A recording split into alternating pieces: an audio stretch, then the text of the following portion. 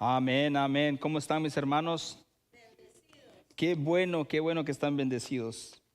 Hoy llegamos a nuestra última prédica sobre las sombras del rey. 8 semanas hemos visto el primero y segundo libro de Samuel. Me gustaría que se pudieran ponerse de pie e ir a la página 361 de la Biblia que está enfrente suya, o a 2 de Samuel capítulo 11, si usted tiene una Biblia diferente. Y vamos a leer 27 versículos. Página 361 de las Biblias que están enfrente suyas, o 2 de Samuel capítulo 11, versículo del 1 al 27. Amén. Dice la palabra del Señor: aconteció al año siguiente, en el tiempo que salen los reyes a la guerra, que David envió a Joab y con él a sus siervos y a todo Israel, y destruyeron a los amonitas y sitiaron a Ramá, pero David se quedó en Jerusalén. Y sucedió un día, al caer la tarde, que se levantó David de su lecho y se paseaba sobre el terrado de la casa real, y vio desde el terrado a una mujer que se estaba bañando, la cual era muy hermosa. Envió David a preguntar por aquella mujer, y le dijeron: aquella es Betsabé, hija de Eliam, mujer de Urías Eteo. Y envió David mensajero, y la tomó y vino a él, y él durmió con ella. Luego ella se purificó de su inmundicia y se volvió a su casa, y concibió la mujer y envió a hacerlo saber a David, diciendo: estoy encinta. Entonces David envió a decir a Joab: envíame a Urías Eteo. Y Joab envió a Urías a David. Cuando Urías vino a él, David le preguntó por la salud de Joab y por la salud del pueblo y por el estado de la guerra. Después David dijo a Urías: desciende a tu casa y lava tus pies. Y saliendo Urías de la casa del rey, le fue enviado el presente de la mesa real. Mas Urías durmió a la puerta de la casa del rey con todos los siervos de su señor, y no descendió a su casa. E hicieron saber esto a David, diciendo: Urías no ha descendido a su casa. Y dijo David a Urías: ¿no has venido de camino? ¿Por qué pues no descendiste a tu casa? Y Urías respondió a David: el arca e Israel y Judá están bajo tiendas, y mi señor Joab y los siervos de mi señor en el campo, y había yo de entrar en mi casa para comer y beber y dormir con mi mujer. Por vida tuya y por vida de tu alma, que yo no haré tal cosa. Y David dijo a Urías: quédate aquí aún hoy, y mañana te despacharé. Y se quedó Urías en Jerusalén aquel día y el día siguiente, y David lo convidó a comer y a beber con él hasta embriagarlo. Y él salió a la tarde a dormir en su cama con los siervos de su señor, mas no descendió a su casa. Venida la mañana, escribió David a Joab una carta, la cual envió por la mano de Urías, y escribió en la carta diciendo: poned a Urías al frente en lo más recio de la batalla, y retiraos de él, para que sea herido y muera. Así fue que cuando Joab sitió la ciudad, puso a Urías en el lugar donde sabía que estaban los hombres más valientes. Y saliendo luego los de la ciudad, pelearon contra Joab, y cayeron algunos del ejército de los siervos de David, y murió también Urías Eteo.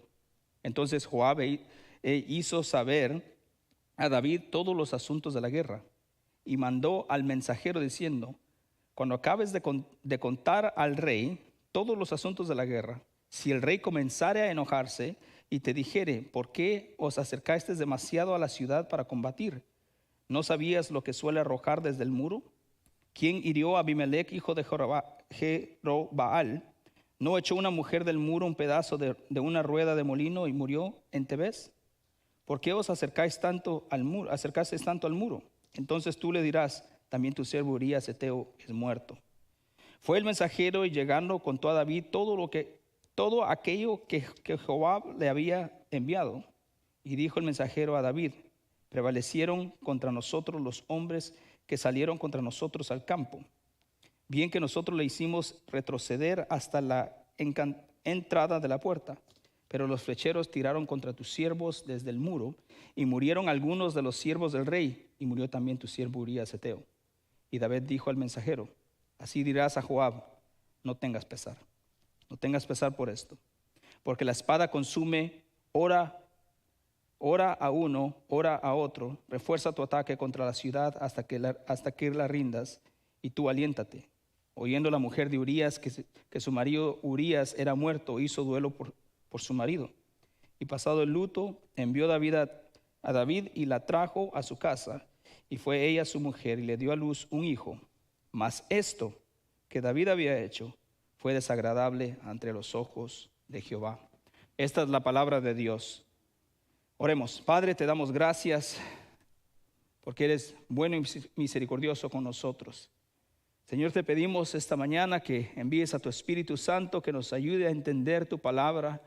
Señor, danos una mente para poder meditar estas cosas, un corazón para poder recibir estas cosas y una vida, Señor, para practicar estas cosas. Que nuestras mentes, nuestros corazones estén tan abiertas como tu palabra.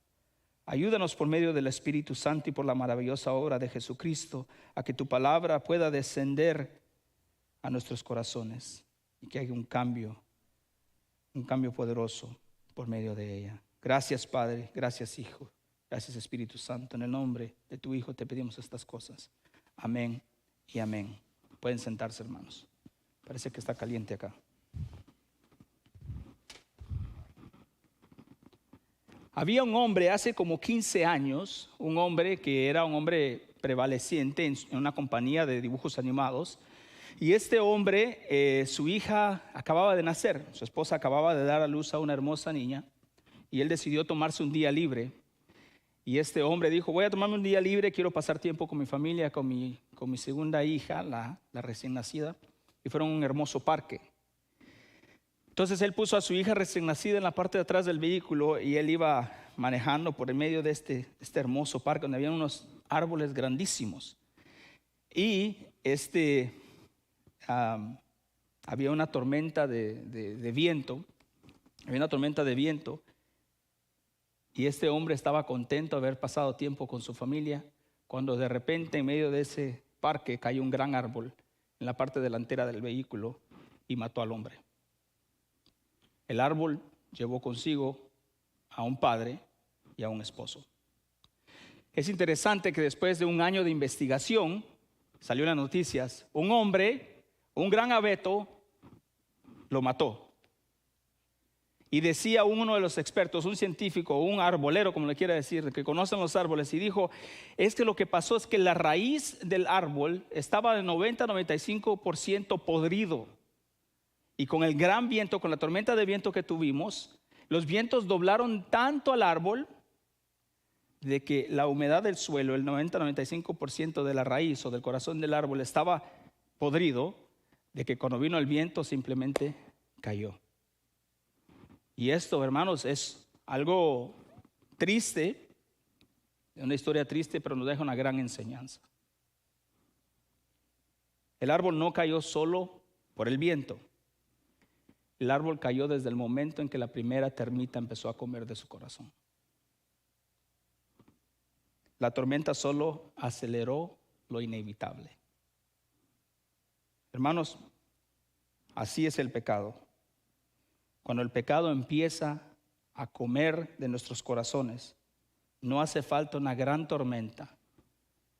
A veces aún un viento despacio hace caer al gran hombre o a la gran mujer que Dios nos ha llamado a ser. En otras palabras, el más pequeño de los pecados pueden ser letales. ¿Se acuerdan ustedes de Santiago capítulo 1, versículo 15 al 16 me parece, cuando dice Santiago de esta manera? Primero es un deseo y el deseo se convierte en un deseo mucho más grande, una tentación, y después de esta tentación, cuando caemos en la tentación, viene la muerte. Esto es exactamente lo que le pasó al rey David.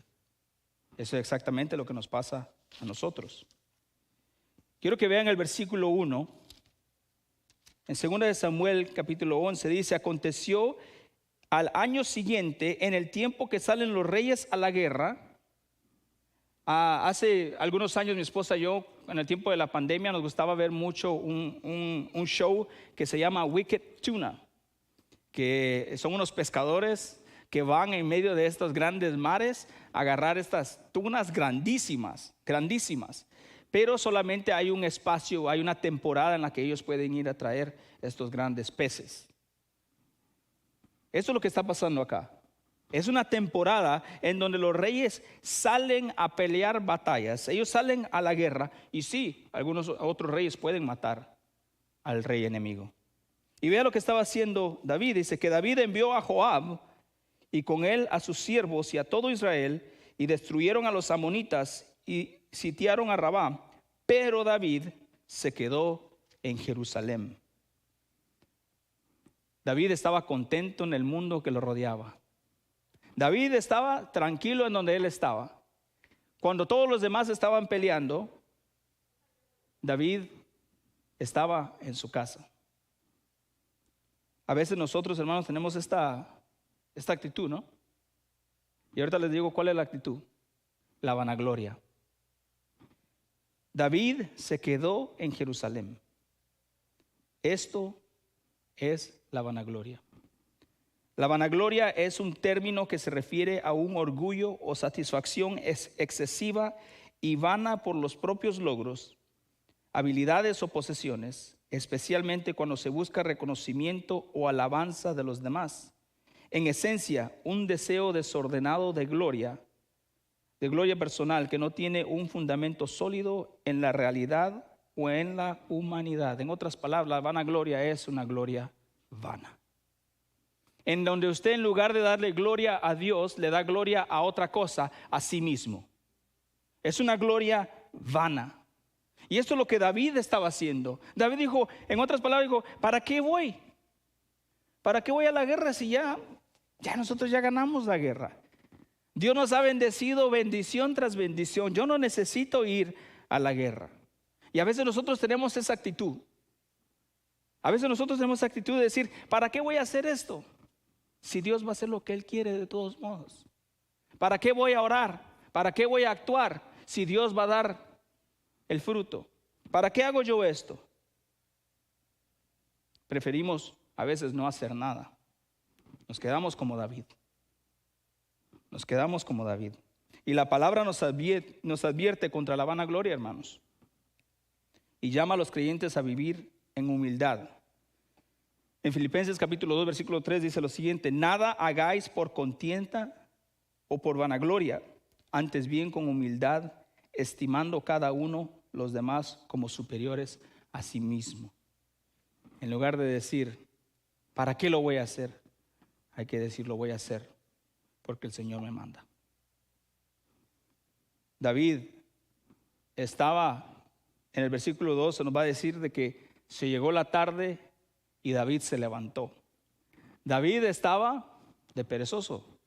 Cuando todos estaban en la guerra, David estaba en su palacio, en su cuarto. Dice que se levantó en la tarde. David estaba haciendo nada. Entonces, la vanagloria es esto, de que a veces nosotros decimos: si no me conviene, no lo voy a hacer, en lugar de decir: lo voy a hacer por el bien de otros. David se quedó tranquilo en la comunidad de su casa, como muchos cristianos hoy día. David se quedó tranquilo viendo que todo su mundo alrededor le gusta, como dicen en Guatemala, dice: cada cabeza es un mundo. Y él estaba contento en su propio mundo. Hermanos, cuando nosotros estamos sin actuar, lo quiero usar de esta manera, y estuve pensando que si esta era una buena manera de explicar lo que quiero decir, sin que me saquen de contexto. ¿Usted entiende de que el no hacer nada produce peores consecuencias en nuestras vidas? La primera es de que a veces decimos: si yo lo hubiera hecho hace años, estuviera en un mejor lugar. Te llena de melancolía. Te llena de el qué tal si lo hubiera hecho, no lo hubiera hecho, te estuviera en un lugar peor, o un lugar mejor. Y el Señor dice: hoy es el día. Hoy. ¿Qué estás haciendo hoy? ¿Por qué estás todavía acostado? ¿Por qué estás todavía en tu cuarto? Nomás diciendo: es que si lo hubiera hecho. El no hacer las cosas invita al diablo a que nos tiente. Déjenme lo quiero decir de esta manera. Yo cuando le digo a mis niñas pequeñas, cuando yo quiero un abrazo de mis niñas, yo les hago así. Al nomás yo hacerles así, ellas saben que papi quiere un abrazo. Y ellos vienen a mí. El hombre perezoso, la mujer perezosa, la manera en que invita al diablo a que lo abrace es el no hacer nada. Charles Spurgeon lo decía de esta manera: los hombres perezosos tientan al diablo para que él los tiente. Vea el versículo 2 en 2 de Samuel capítulo 11. Y sucedió un día, al caer la tarde, que se levantó David. ¿A qué hora se levantó? En la tarde. Que se levantó David de su lecho y se paseaba sobre el terrado de la casa real, y vio desde el terrado a una mujer que se estaba bañando, la cual era muy hermosa. El autor del libro hace el punto de dejarnos saber de que esta mujer era muy hermosa. Dice que David la vio. David se quedó contento en su mundo, se levantó después de estar de perezoso y luego vio a esta mujer. Vio es la mejor explicación de lo que el deseo de los ojos hace. La inmoralidad. ¿En dónde apuntan tus ojos? ¿En dónde ven tus ojos? ¿Que no dicen que los ojos son la ventana del alma y del corazón? David vio y vio que era hermosa. Versículo 4 dice, quiero leer el versículo 3. Envió David a preguntar por aquella mujer y le dijeron: aquella es Betsabé, hija de Eliam. Y si usted va a 2 de Samuel capítulo 23, del versículo 34 al 39, cuando se habla de los 30 valientes de David, los más valientes de David, Eliam era uno de ellos. Y el último era Urías. Eliam era el papá de Betsabé, y algunos dicen de que Eliam murió en la batalla en donde murió Urías también. Entonces imagínense de que en la batalla en donde fue Urías a morir, también murió el papá de Betsabé. Murió su padre y su esposo. Algunos dicen que así es. No nos dicen en la Biblia, no nos dice cómo murió Eliam. Y dice versículo 4: y envió David mensajeros y la tomó y vino a él, y él durmió con ella. Luego ella se purificó de su inmundicia y se volvió a su casa. Hermanos, David se dejó llevar por los deseos de su carne. Por los deseos de su carne, por las posesiones que él podía tener. Quiero decir algo, quiero leer estos versículos un poco, no rápido, pero quiero que leamos por lo menos el contexto de lo que está pasando. En el versículo 7, cuando David ya se da cuenta de que Betsabé está embarazada, dice: ¿cómo le hago? ¿Cómo me quito este pleito de encima? Dice que David le manda a decir a Joab que le lleve a Urías, y cuando llega a Urías le dice: ¿cómo está Joab? ¿Cómo está Joab? Ya no sabía ni cómo sacarle plática a Urías. ¿Cómo está Joab? ¿Cómo está la guerra? ¿Cómo va todo? Ve, baja con tu esposa. ¿Por qué? Porque David decía: si baja con su esposa, él va a estar con su esposa y yo me zafo. Yo me lavo las manos. Y Urías terminó siendo un hombre más recto que David. ¿Por qué? Porque dice que en lugar de irse con su esposa, de descender con su esposa, llegó a quedarse con la ayuda, con los sirvientes, y se quedó en el suelo. Y llegaron y le dijeron: hey David, ¿no te das cuenta? aquel muchacho no descendió con su mujer, ¿eh? No te salió bien el plan.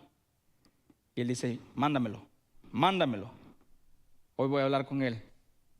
Y le dice, bueno, vos, ¿por qué no fuiste con tu mujer si yo te mandé para allá con ella?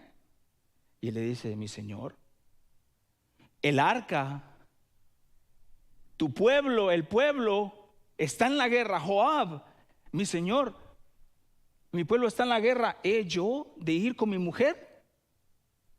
Escuchen esto. Versículo 11.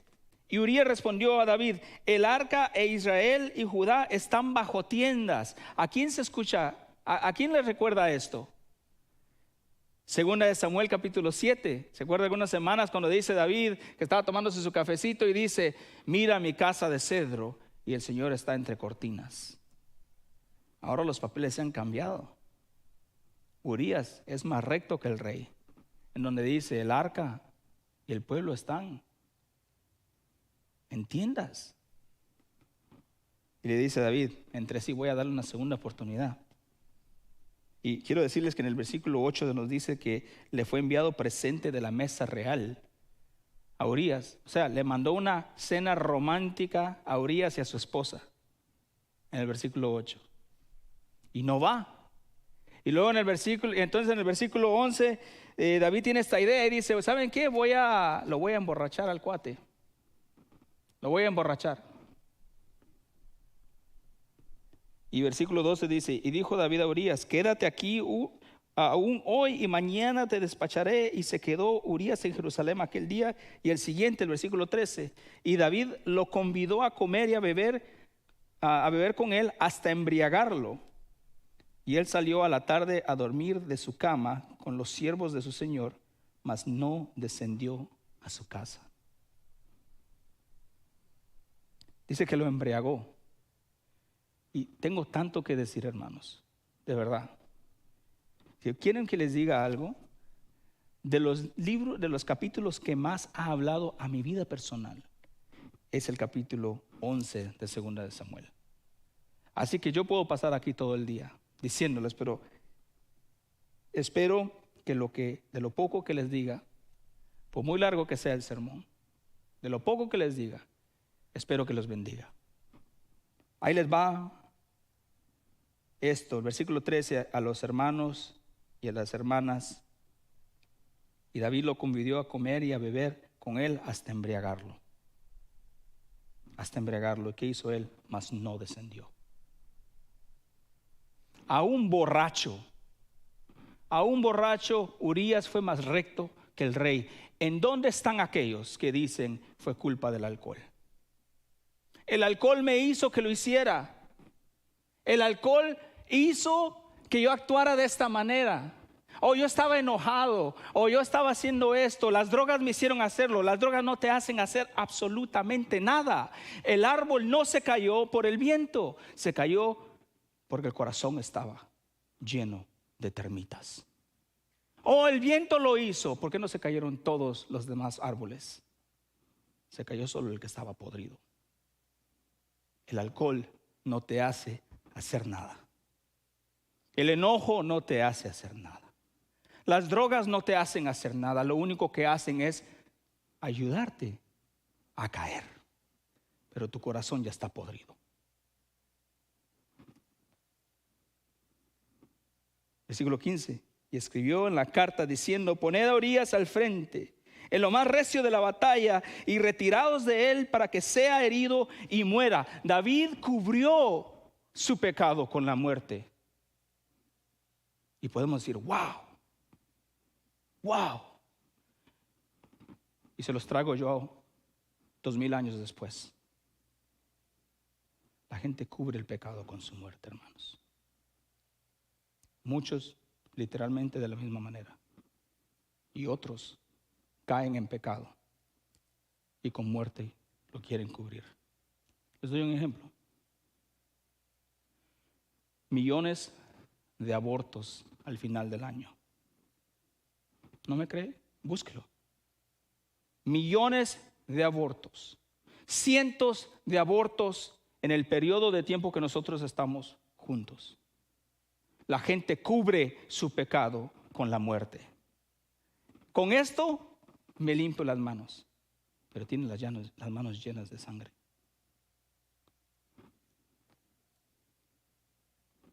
Versículo 20. Después de que ya Joab hizo esto de poner a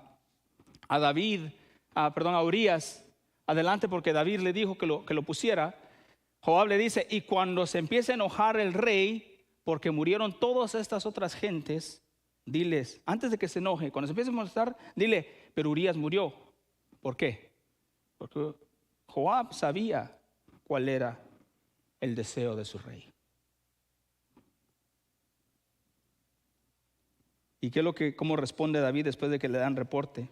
Versículo 25. David dijo al mensajero: así dirás a Joab, no tengas pesar. No te preocupes, Joab, esas cosas pasan. Acá vemos el corazón de David. David estaba contento de recibir estas buenas nuevas. Porque muerto el perro, se acaba la rabia. Él dice: se murió, ahora tomo a esta mujer como mi mujer, y ya, aunque quede embarazada, no pueden decir nada porque ya es mi mujer, y pues nadie se va a dar cuenta. Nadie se va a dar cuenta. No tengas pesar en esto, porque la espada consume. Ora a uno, ora a otro, refuerza tu ataque contra la ciudad hasta que la rindas y aliéntate. En la hipocresía de David. Oyendo la mujer de Urías que su marido Urías era muerto, hizo duelo por su marido. Usualmente eran 7 días. Y esto es lo que quiero que pongan atención. Versículo 27. Y pasado el luto, envió David y la trajo a su casa, y fue ella su mujer, y le dio a luz un hijo. Y acá muchos pueden decir: y feliz, y colorín colorado, y el cuento se acaba. Felizmente casados. Pero vea cómo termina el versículo. Mas esto que David había hecho fue desagradable ante los ojos de Jehová. Todo esto que Jehová vio le desagradó. Todo lo que había hecho David le había desagradado.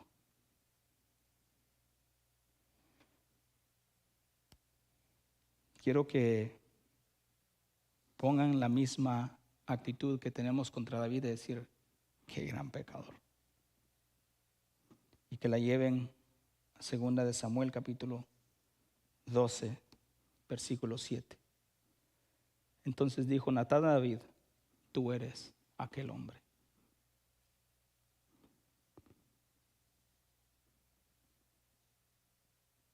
Tú eres aquel hombre. Les quiero leer algo que Oswald Sanders dijo sobre la gravedad del pecado de David. Fue la violación del 10º mandamiento, o sea, codiciar la mujer de su prójimo, lo que llevó a David a cometer adulterio, violando así el 7º mandamiento. Luego, a fin de robarle a la mujer a su prójimo, violando, por tanto, el 8º mandamiento. Cometió asesinato y violó el 6º mandamiento. Violó el 9º mandamiento hablando falso testimonio contra su hermano. Todo esto trajo deshonra a sus padres, violando así el 5º mandamiento. De esta manera David violó todos los mandamientos que se refieren a amar al prójimo como a sí mismo. Los mandamientos 5 al 10. Y al hacerlo, deshonró también a Dios, violando en realidad los primeros 4 mandamientos. En el capítulo 11 vemos cómo David quebrantó los 10 mandamientos. El resto de la historia, a pesar de que David se arrepintió, el reinado de David no siguió igual, sino que empezó a decaer. Su hijo murió, su hija Tamar fue violada por su medio hermano Amón. Absalón, hermano de Tamar, asesinó a Amón. Absalón se rebeló contra David con el apoyo de Ahitofel, abuelo de Betsabé. El trono de David nunca recuperó su estabilidad ni la aprobación de Dios. Hermanos, quiero que sepa que nosotros también somos tentados de la misma manera. Tú eres aquel hombre. Nosotros somos aquel hombre. Primera de Juan capítulo 2 versículo 15 dice: no ames al mundo ni las cosas que están en el mundo. Si alguno ama al mundo, el amor del Padre no está en él. Porque todo lo que hay en el mundo, escuchen, los deseos de la carne, los deseos de los ojos y la vanagloria de la vida no provienen del Padre, sino del mundo. Y el mundo pasa y sus deseos, pero el que hace la voluntad de Dios permanece para siempre. Quiero mostrarles algo. Quiero que vayan conmigo a Génesis capítulo 3. Si usted tiene las Biblias de acá, es la página 3. Cuando Adán y Eva fueron tentados, quiero que vea cómo fueron tentados ellos, ¿ok? Versículo 6, y vio la mujer que el árbol era bueno para comer y que era agradable a los ojos. Esto es, ¿qué? Los deseos de los ojos. Ella vio que era agradable. Y el árbol codiciable para alcanzar la sabiduría. Esta es la vanagloria de la vida. Dice, y tomó de su fruto y comió y dio también a su marido, el cual comió así con ella. El deseo de la carne. La caída tiene estas tres cosas: los deseos de los ojos, los deseos de la carne y la vanagloria de la vida. Y nosotros somos tentados de la misma manera. Por eso dice, no améis al mundo ni las cosas de este mundo. En otras palabras, no sean mundanos. ¿Han escuchado ustedes eso? Esos mundanos. ¿Qué significa ser mundanos? ¿Qué significa la mundanalidad? Gracias por preguntar. La mundanalidad es una actitud enfocada en los valores y deseos del mundo en lugar de los de Dios, priorizando el placer, el orgullo y lo material sobre lo espiritual. Según Juan 2, 15 y 16, se trata de dejarse influenciar por lo terrenal y pasajero, descuidando lo eterno y espiritual, más lo que ciertas conductas prohibidas. La mundanalidad, tiene que ver con los deseos y afectos del corazón.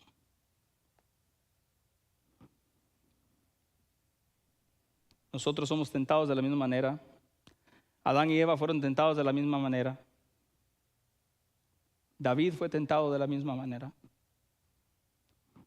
Y como decía doña Florinda o decía Florinda Mesa, ¿quién podrá defendernos? ¿Quién podrá ayudarnos? Como decía Pablo, ¿quién podrá rescatarnos de este cuerpo pecaminoso? Gracias por preguntar. Mateo capítulo 4.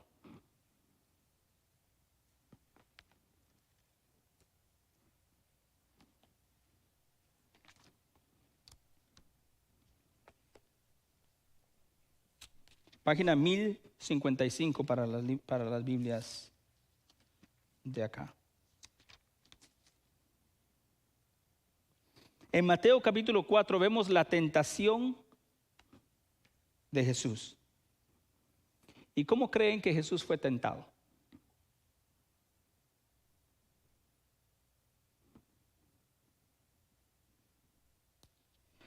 Versículo 1. Entonces Jesús fue llevado por el Espíritu al desierto para ser tentado por el diablo. Y después de haber ayunado 40 días y 40 noches, tuvo hambre.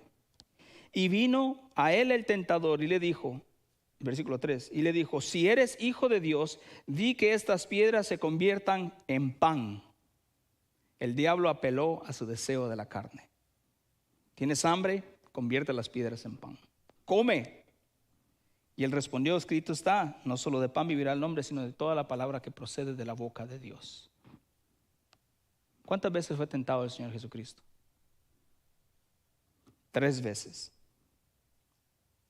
Entonces el diablo, versículo 5, le llevó hasta la santa ciudad y le puso sobre el pináculo del templo y le dijo: si eres hijo de Dios, échate abajo, porque escrito está: a sus ángeles mandará acerca de ti.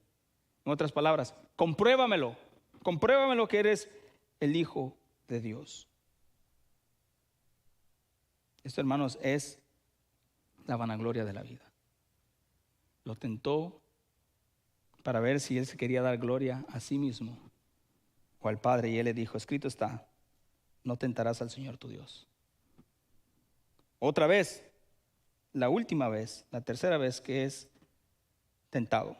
Versículo 8, otra vez le llevó el diablo a un monte muy alto y le mostró todos los reinos. Ahora, la primera vez no funcionó el hambre, la segunda tampoco, de decirle demuéstramelo. Ahora la tercera le llega con doble tentación. Dice, le mostró todos los reinos, o sea, la vanagloria o los deseos de los ojos y la vanagloria de la vida, dice, del mundo y la gloria de ellos. Y le dijo: todo esto te daré si postrado me adorarás. Entonces Jesús le dijo: vete, Satanás, porque escrito está: al Señor tu Dios adorarás y a Él solo servirás. En donde ni Adán ni Eva, ni el rey David, ni usted ni yo pudimos vencer, Cristo venció. Él fue tentado, pero no pecó. Qué gran rey al que servimos. Regreso al versículo 27, cuando dice: mas esto que David había hecho fue desagradable ante los ojos de Jehová. David, hermanos, David se preocupó más por el desagrado de Joab que por el agrado de Dios.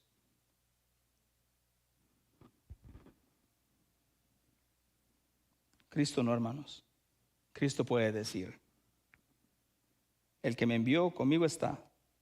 No me ha dejado solo el Padre, porque yo hago siempre lo que le agrada. Dirán ustedes: ¿qué tiene que ver todo eso conmigo?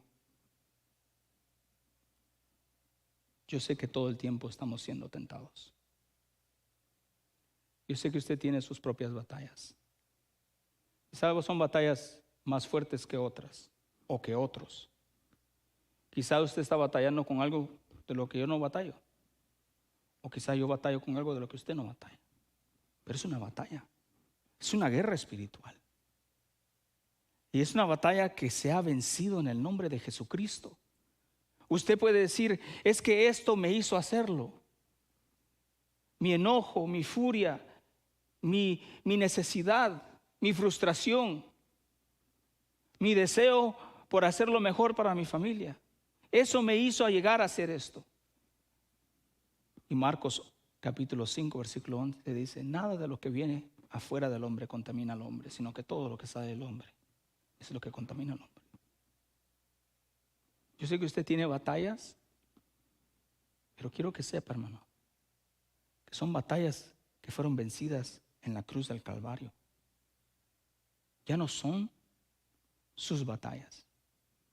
Son batallas que el Señor pagó y murió en la cruz. ¿Usted está batallando con algún hermano? Ámelo. Cristo murió por él. ¿Está batallando con un pecado? Déselo al Señor, que Él lo crucificó. ¿Usted está batallando con drogas, con alcohol? ¿Está batallando con el enojo? ¿Que no sabes que la furia del hombre no produce la santidad de Dios? ¿Que no sabes que hay que ser sobrios de mente? El Señor ha muerto por tus pecados. El Señor cargó con tus pecados y los puso en el madero. ¿Por qué los seguís cargando? Y yo sé que son reales y palpables, pero es mucho más real aquel que murió por ti. Él dice: ven a mí y yo te daré descanso. Él dice: yo morí por ti, yo descendí de los cielos por ti, antes de que caiga el árbol. ven y sé restaurado. Antes de que venga el juicio, ven y razonemos. Qué gran Dios, hermanos. Un Dios verdadero, un Dios que te ama, un Dios que se sacrificó por ti y por mí.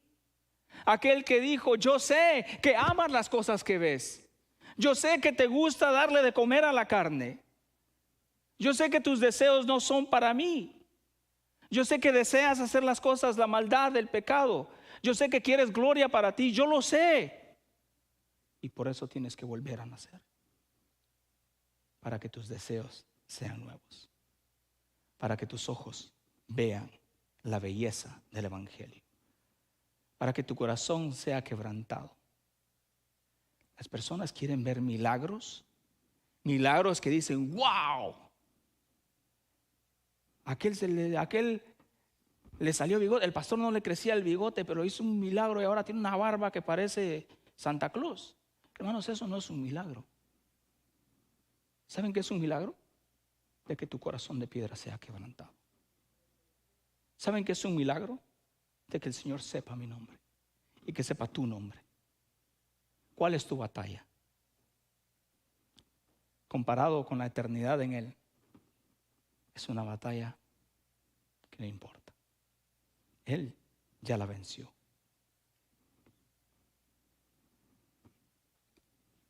Quiero leer algo, yo sé que es un poco largo, pero ya empecé a predicar, así que ahora me aguantan.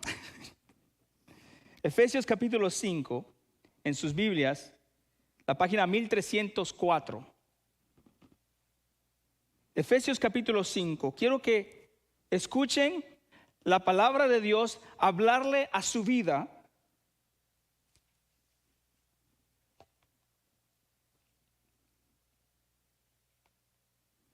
Empezando desde el versículo 5. Versículo 1. Sed pues imitadores de Dios como hijos amados. Y andad en amor, como también Cristo nos amó y se entregó a sí mismo por nosotros, ofrenda y sacrificio a Dios en olor fragante. Lo que hizo David le desagradó. Lo que hacíamos nosotros apartado de él le desagradó. Pero lo que hizo Jesucristo le agradó y fue de aroma, de olor fragante, de buen aroma. Versículo 3. Pero fornicación y toda inmundicia o avaricia ni aun se nombre entre vosotros, como conviene a santos. Ni palabras deshonestas, ni necedades, ni truhanerías que no convienen, sino antes bien acción de gracias. Porque sabéis esto, que ningún fornicario o inmundo o avaro, que es idolatría, tiene herencia en el reino de Cristo y de Dios. Nadie os engañe con palabras vanas, porque por estas cosas viene la ira de Dios sobre los hijos de desobediencia. No seáis pues partícipes con ellos, porque en otro tiempo erais tinieblas, mas ahora sois luz en el Señor. Andar como hijos de luz. Y nos dice Juan, primera de Juan 1, 5 al 6. Este es el mensaje que hemos oído y os anunciamos: Dios es luz y no hay ninguna tiniebla en él. Y si decimos que tenemos comunión con él y andamos en tinieblas, mentimos y no practicamos la verdad. Porque el fruto del Espíritu es en toda bondad, justicia y verdad, comprobando lo que es agradable al Señor. Antes le desagradábamos. Ahora cuando Cristo es nuestro Señor, comprobamos lo que es agradable al Señor en nuestras vidas. Y no participes en las obras infructuosas de las tinieblas, sino más bien repréndelas, porque vergonzoso es aún hablar de lo que ellos hacen en secreto. Mas todas las cosas, cuando son puestas en evidencia por la luz, son hechas manifiestas, porque la luz en lo que es lo que manifiesta todo, por lo cual dice, ¿qué estaba haciendo David al llegar la tarde? Estaba acostado. El diablo, el hombre perezoso, tienta al diablo para tentarlo, para que lo tiente. Entonces, versículo 14, despiértate tú que duermes, y levántate de los muertos, y te alumbrará Cristo. Mirad pues con diligencia cómo andéis, no como necios, sino como sabios, aprovechando bien el tiempo, porque los días son malos. Por tanto, no seáis insensatos, sino entendidos de cuál sea la buena voluntad del Señor. No os embriaguéis con vino, en lo cual hay desilusión, antes bien sed llenos del Espíritu, hablando entre vosotros con salmos, con himnos y con cánticos espirituales, cantando y alabando al Señor en vuestros corazones, dando siempre gracias por todo al Dios y al Padre en el nombre de nuestro Señor Jesucristo. Despiértate, tú que estás dormido. No caigas en pecado. Y quizá tú pudieras estar diciendo ahorita, pastor, pero mis batallas son muy reales y me están costando, y ayer caí. No el año pasado, no el mes pasado, hace algunas horas. Caí y pequé contra este gran Dios que murió por mí. Pastor, ¿qué hago? Primero que todo, la palabra de Dios dice en 1 de Juan capítulo 2, versículo del 1 al 3. Hijitos míos, si han pecado, abogado en Cristo tienen. Hay restauración en el nombre del Señor. Pastor, ¿cómo puedo lidiar yo con las cosas que veo, con las cosas que deseo, con las cosas que tengo? Quiero que tengas esto en mente. Te voy a dar el antídoto para que no ames al mundo. ¿Ok? ¿Listo? Los deseos de los ojos. Mira hacia los cielos, porque allá está Cristo. No mira las cosas terrenales.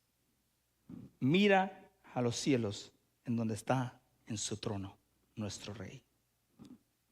La vanagloria de la vida. Es que a mí me gusta que me den reconocimiento a mí. El orgullo, hermanos, se combate con esto. Para mí, vivir es Cristo y morir es ganancia. Tus ojos, lo que tú puedas imaginarte, no te pueden explicar en lo absoluto. En lo absoluto. Lo que se imaginan no es absolutamente nada de las cosas que te esperan en Cristo. Por eso es de que dice, cosas que ojo no vio, ni oído oyó, ni han subido en el corazón de hombre, son las cosas que Dios ha preparado para los que le aman. No te ames a ti mismo, ama a Dios. ¿Estamos bien? ¿Cómo combatimos los ojos? Lo que miramos. Ve los cielos, ahí está tu tesoro. ¿Cómo combatimos el orgullo? Es que vivir es Cristo y morir es ganancia. Pastor, yo tengo deseos de la carne. Bueno, si estás en Cristo ya no. Gálatas capítulo 2, versículo 20. Con Cristo estoy juntamente crucificado, y ya no vivo yo, mas vive Cristo en mí. Y lo que ahora vivo en la carne, lo vivo en la fe del Hijo de Dios, el cual me amó y se entregó a sí mismo por mí. Ya no soy yo que vivo, sino Cristo que vive en mí.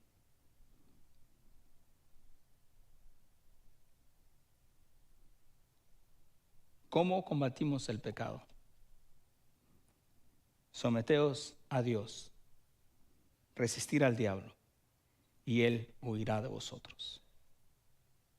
Él te va a venir a tentar con todas estas cosas. pero Cristo es más hermoso. 8 semanas hemos visto las sombras del rey, de primero y segundo de Samuel. Las sombras del rey, y el subtítulo es Líderes destrozados y un Salvador perfecto. Nosotros somos gente destrozada con un Salvador perfecto. ¿Les digo algo? Por 8 semanas hemos estado hablando sobre las sombras del rey. Y mi consejo el día de hoy es: ya no sigas viendo las sombras del rey. Regocíjate en él. No lo veas atrás de la vitrina, ni por las sombras. Ve su majestad. Ve el poder que él tiene. Y dice, este es el poder del evangelio. Que no venga el más pequeño viento y te bote, porque estás arraigado de la raíz y el corazón contra el pecado, contra el diablo, contra la carne, contra el mundo. Porque aquel que murió por nosotros y que comenzó la buena obra en ti, la terminará en el día. ¿De quién? De Jesucristo, del Rey, por cual ya no lo veremos por sombras. Dice que lo veremos tal y como es. Y qué magnífico día ese va a ser. Y mi pregunta es, ¿todavía estás dormido?